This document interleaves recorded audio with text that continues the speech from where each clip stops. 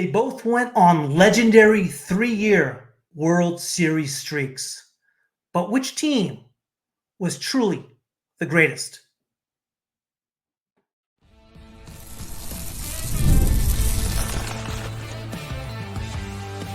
You are Locked On A's, your daily Oakland A's podcast, part of the Locked On Podcast Network, your team every day.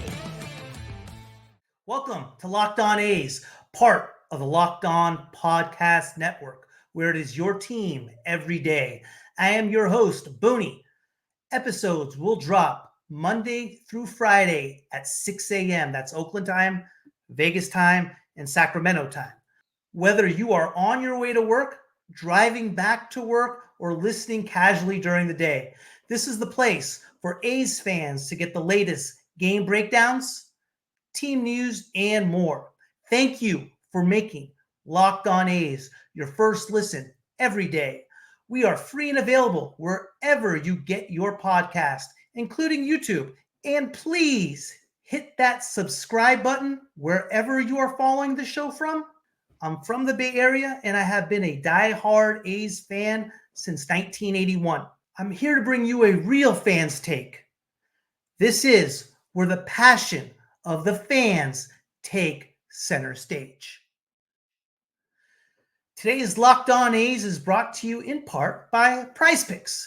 Download the app today and use code LOCKEDONMLB to win $50 instantly when you play your first $5 lineup. PRIZEPICKS, run your game. Since 1970, only 2 MLB franchises have made it to 3 consecutive World Series appearances on 2 different occasions. The Yankees from 1976 to 1978, and the Yankees went to 4 straight World Series from 1998 to 2001. The only other franchise has been the Oakland Athletics, who made 3 consecutive World Series appearances from 1972 to 1974, and again from 1988 to 1990. How do the teams compare? What team was better? Let's break it down and settle the debate. We will take a deep statistical dive for player. We will look at how those teams fared during each year they made those runs to the World Series. In order to do that, this is how I am constructing it. I'm taking 9 hitters, which includes the DH, 3 starting pitchers, and 1 reliever from each team. I will then rank the hitters 1 through 18 and the pitchers 1 through 8. I will then assign points based on their ranking to come up with a winner. This is going to be fun. First, let's introduce the teams. Starting for the 80s team in left field, Rickey Henderson. He was drafted by the Athletics in 1976 in the 4th round. He was an All-Star and an MVP in 1990 and is a Hall of Famer. For your 1970s team, left fielder, Joe Rudi. He made his debut with the Kansas City Athletics in 1967. He was an All-Star in 1972 and 1974, and also finished second in MVP voting those 2 years as well. For your 80s team, center fielder, Dave Henderson. 1st round pick, 1977 by the Seattle Mariners. For your 1970s team, Billy North, center fielder. For your 80s team, playing right field, Jose Canseco, drafted by the Oakland Athletics in the 15th round in 1992. He was an All-Star from 88 to 90, MVP in 1988. For your 1970s team, right fielder, Reggie Jackson, drafted by the Kansas City Athletics in 1966, 1st round pick, 2nd overall. All-Star from 1972 through 1974, was the MVP of the league in 1973, and a Hall of Famer. For your 80s team, playing first base, Mark McGwire. He was drafted by the Oakland Athletics in the 1984 draft, first round, number 10 overall. He was an all-star from 88 to 90, Gold Glover in 1990. For your 70s team, playing first base, Gene Tennis, drafted by the Kansas City Athletics, 20th round, 1965. Second base for your 80s team, Tony Phillips. Second base for your 70s team, Dick Green. Made his debut with the Kansas City Athletics in 1963. Third base for your 80s team, Carney Lansford, 1988 All-Star. Third base for your 70s team, Sal Bando, drafted by the KC Athletics in the 6th round of the 1965 draft, was an All-Star from 72 to 74.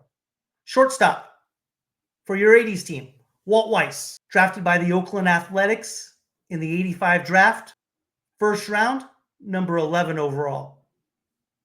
He was the Rookie of the Year in 1988.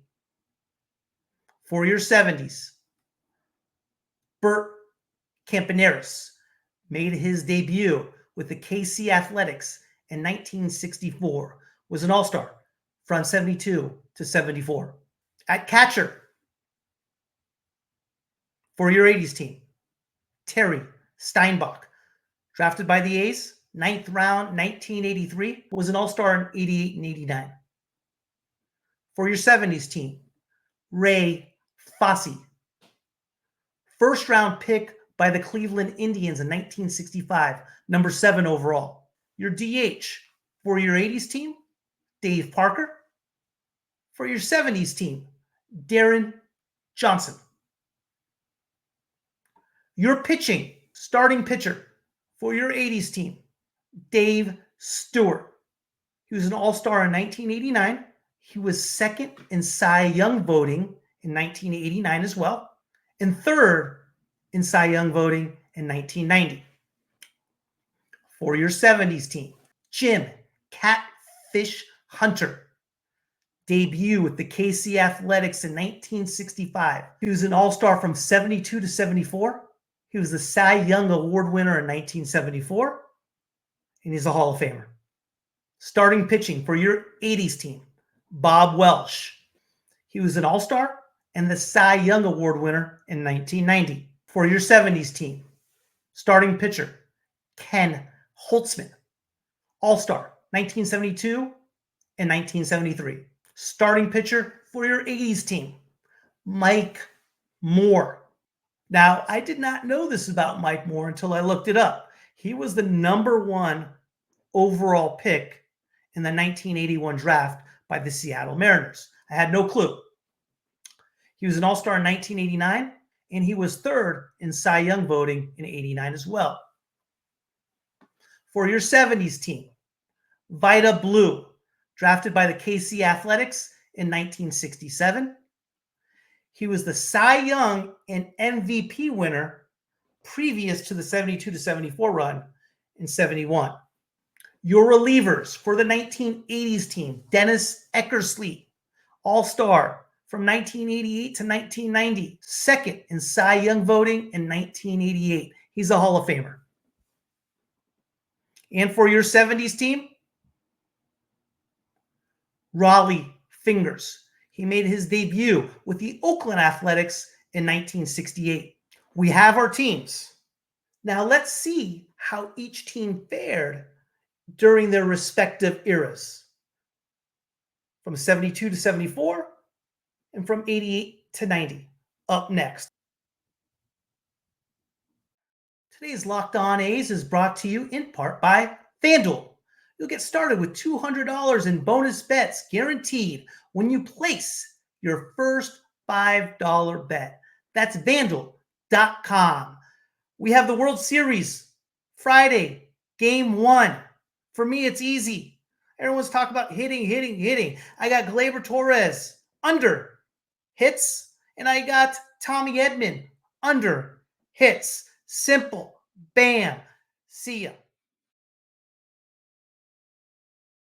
The 1972 through 74 and the 1988 through 1990 A's teams each had their own cast of characters.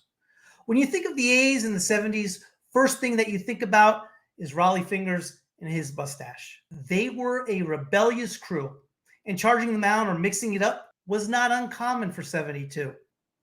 For as talented as that lineup was, the backbone of the 70s era was their pitching. The 1972 pitching of Hunter, Holtzman, Blue, and Fingers had ERAs of 2.04 for Hunter, 2.51 for Holtzman, 2.80 for Blue, and 2.51 for Fingers. Legendary A's manager Connie Mack is said to have claimed that 90% of baseball is pitching. In the 1972 ALCS, the A's faced up against the Detroit Tigers. Oakland won their first 2 games at home, with the next 3 games being played in Detroit. Detroit won games 3 and 4. Going to a decisive game 5, the A's would win 2-1 behind the left-handed arm of Vida Blue, setting them up for a matchup against the Big Red Machine in the Cincinnati Reds. The series was touted as good against bad. The rebellious A's versus the clean-cut Reds. Going into the series, the Reds were considered a -150 favorite over the A's. Keep in mind, very important, Reggie was hurt and didn't play in the series at all, which was a huge blow. It went 7 with the A's getting their championship. They won in Cincinnati 3-2 with Gene Tenace getting the MVP. To give you an idea how tight that series was, 6 of the 7 games were one-run games. And the A's only gave up 21 runs the whole series, which includes 8 runs they gave up in Game 6. In 1973, as usual, the A's could pitch, but their lineup was scary, with Bando and Tenace hitting over 20 home runs and Jackson over 30. In the ALCS, they beat the Orioles in 5 and faced the Mets. This time, the A's were the favorites, a -140 favorite. It went 7, with the A's clinching this time at home in Oakland, as Reggie got the MVP.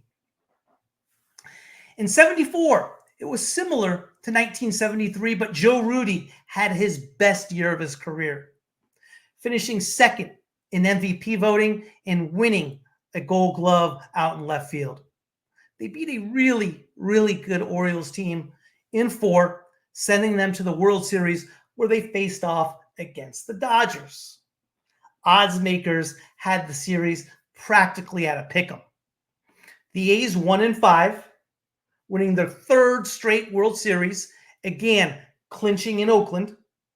Fingers got the MVP, winning 1 game and saving the other 3 games. If I was to compare the 72 to 74 A's to a team in the modern era where a casual fan could relate to, I would compare them to the 86 Mets. Obviously, they didn't have the same type of success the A's did, but they had that grit, they had that star power, and they had that toughness. And when I think of the 1972 to 74 A's, yeah, they were extremely talented. They had great players, but they were so darn gritty. They were just such a tough team. 1988 to 1990.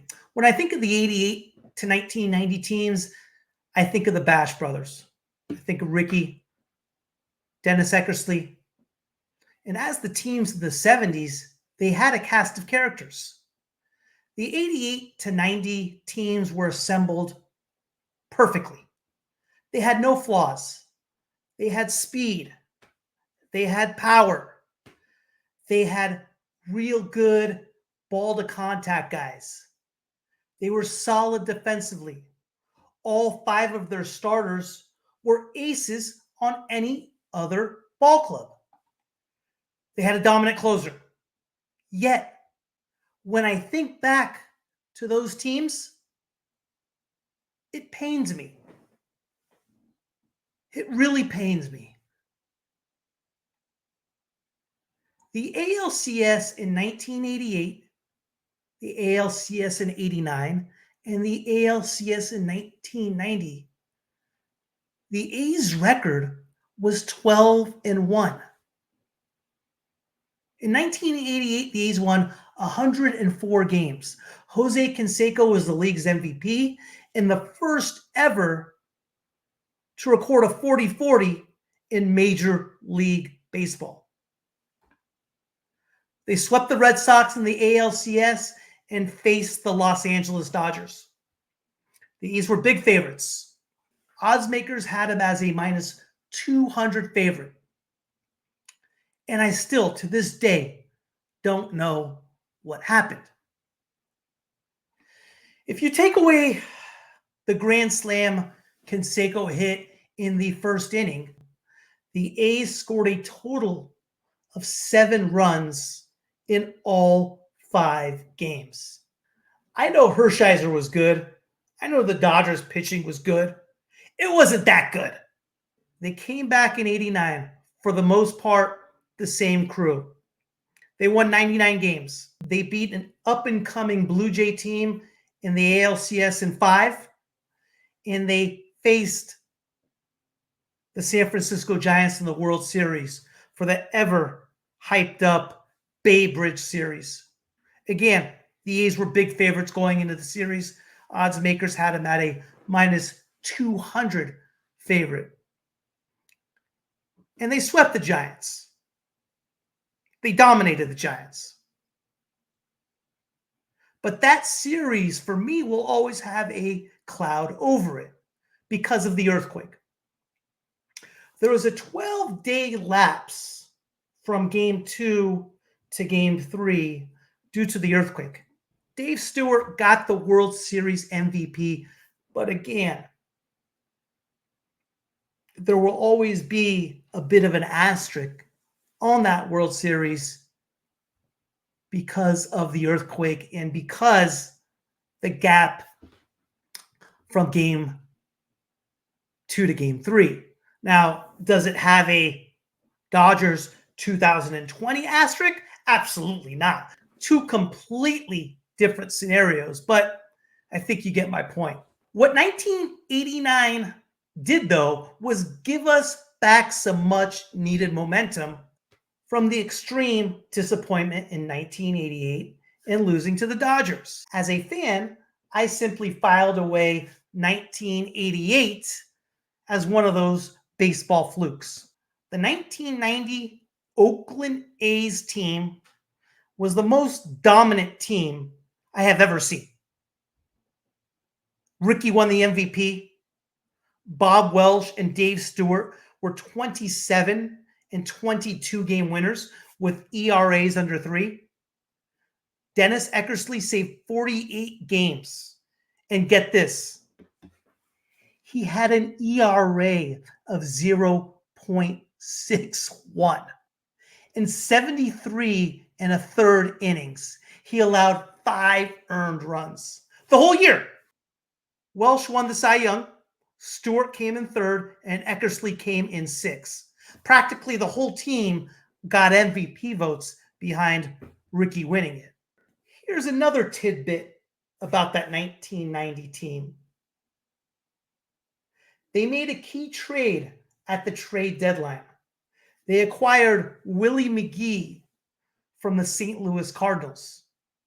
Willie McGee ended up being the National League batting champion. They swept the Red Sox in the ALCS, outscoring Boston 20-4. They came into the World Series winning 10 straight postseason games and faced a very average Cincinnati Reds team. The Oakland A's were a minus 300 favorite to win the World Series against the Reds. There has been no team in the history of baseball as such a large favorite than the 1990 Oakland Athletics, with the exception of the 1939 New York Yankees, who were as well a minus 300 favorite and swept the Cincinnati Reds in 1939. Eric Davis hit a 2-run homer in the first in Cincinnati that seemed to set a tone. Billy Hatcher reached base his first 9 times at bat. He hit something like 750 for the series and somehow didn't get the MVP. It went to Jose Rijo, which poured a little bit more salt in our wound considering the A's had Rijo just a few seasons earlier. Canseco misplayed a ball in Game 2. The Reds scored 7 in the third in Game 3. And in Game 4, the A's mustered up 2 hits and got swept by the Reds. That was a wrap. I still don't know what happened.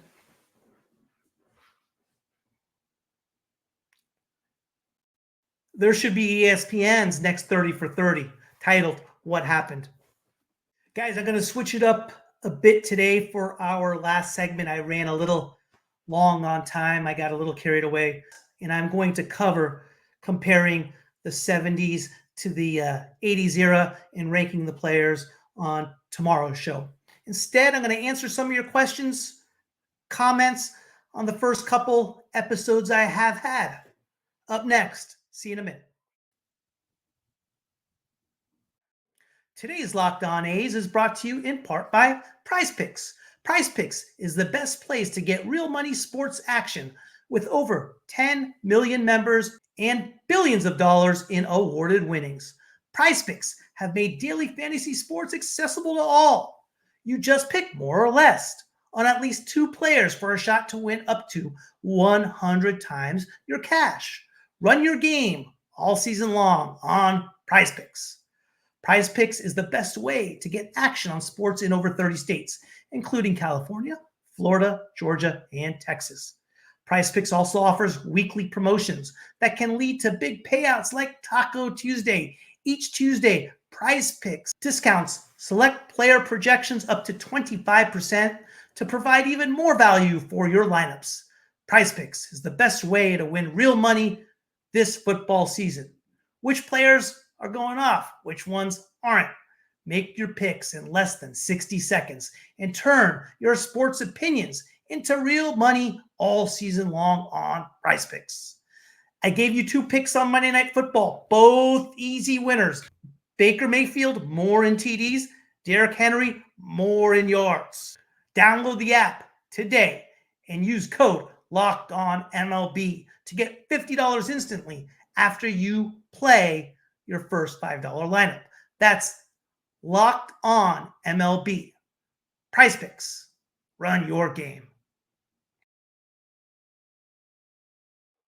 First and foremost, thank you guys for watching and thanks for the comments and questions.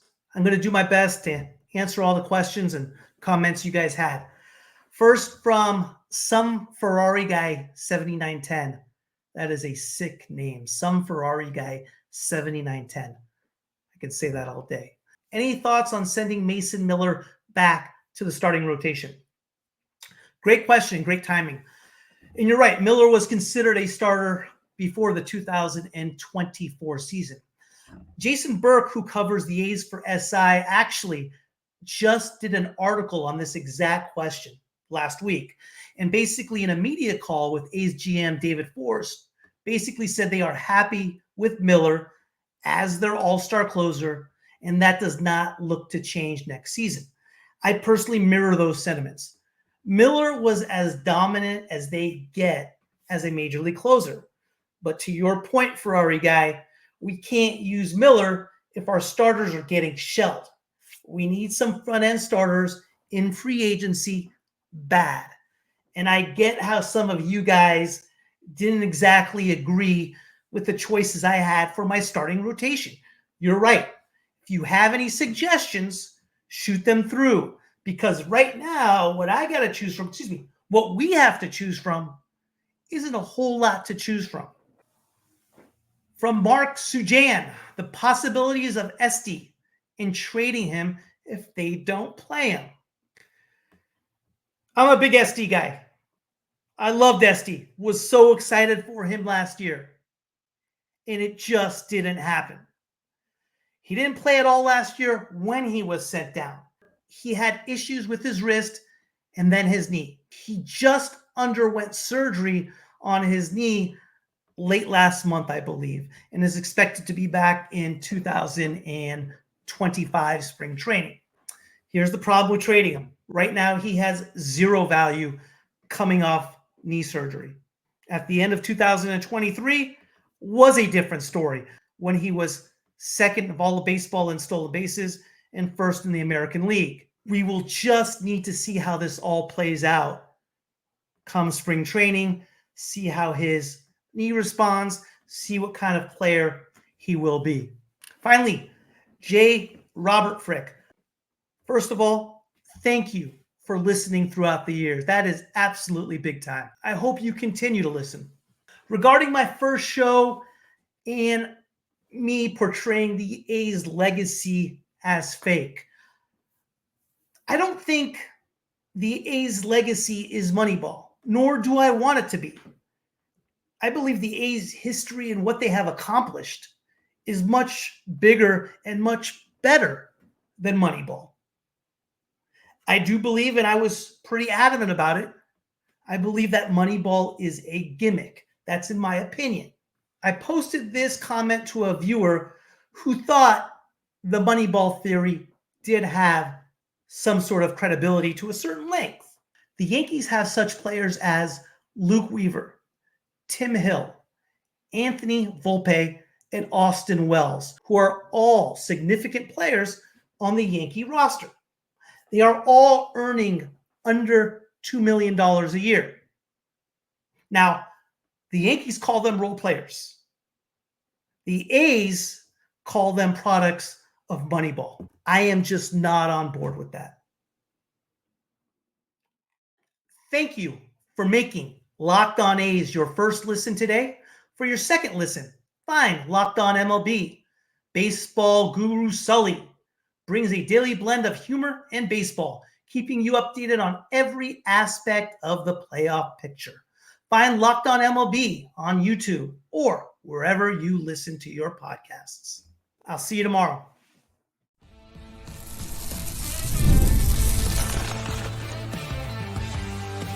You are Locked On A's, your daily Oakland A's podcast, part of the Locked On Podcast Network, your team every day.